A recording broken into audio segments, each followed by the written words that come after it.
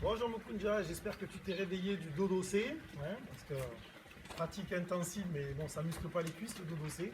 Bon, en tout cas, je vois que tu t'entraînes, c'est bien, tu as un petit parking pour bosser. Voilà, c'est pas idéal dès qu'on met les chaussures, les équilibres ne sont pas les mêmes, justement, j'aurai des corrections là-dessus. Donc je fais les corrections avec le papier pour me rappeler, puis c'est pas vraiment un sabre, mais je vais essayer d'être clair dans les explications. Sur les demi-tours au tout début du Yedo, quand tu fais ton demi-tour, tu as des sabres qui te décalent avant de revenir. Il faut que tu essayes de le maintenir dans la ligne au maximum avant d'aller couper de l'autre côté. Pas qu'on le voit se décaler et revenir. Tu fais ta coupe, ça décale et tu reviens au milieu. Essaye, la coupe reste au milieu et part de l'autre côté. Ne perds pas l'axe. Il y a plusieurs fois des petites pertes d'équilibre sur les bombsés notamment. Donc à y faire attention. Alors je sais que quand on met des baskets, ça change un peu, mais il faut vraiment aller chercher de l'appui sur la jambe arrière à chaque fois que tu es en bombsé. Pour dire je me stabilise. Vraiment je suis stable en bombsé. Dans la technique où on part à l'attaque pour piquer, où on fait un croisement, ça ne croise pas assez. On voit juste comme ça. Ici, il faut imaginer c'est un blocage. On pourrait dire c'est un blocage et là aussi c'est un blocage. Il faut quand même qu'on voit ça croiser vraiment. Pas ça s'arrête avant et ça repart. Donc là sur la vidéo, j'ai pas réussi à faire un ralenti très précis. J'arrive pas à voir si tu croises un peu les mains ou pas, mais j'ai l'impression que c'est même pas. J'ai l'impression que ça fait juste le mouvement comme ça. Donc un peu plus de croisé, un peu plus d'écarté avant la pique. Sur toutes les coupes à une main, ça manque de travail du corps.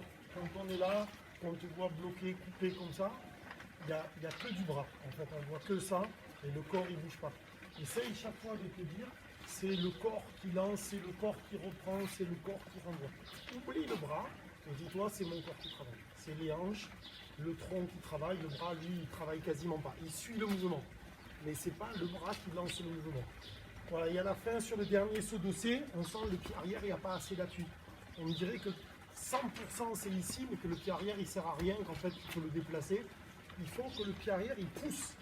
Il pousse pour faire un... Alors, ça s'appelle une chaîne fermée en anatomie. En fait, en poussant le pied arrière et en verrouillant le pied avant, ça ferme la chaîne. Et donc, ça rend la position plus forte. Si le pied arrière, il ne pousse pas, il est juste posé, je fais exprès sur la pointe du pied, c'est un travail d'équilibre sur la jambe avant. C'est-à-dire que dans la musculation de la jambe avant et de l'équilibre.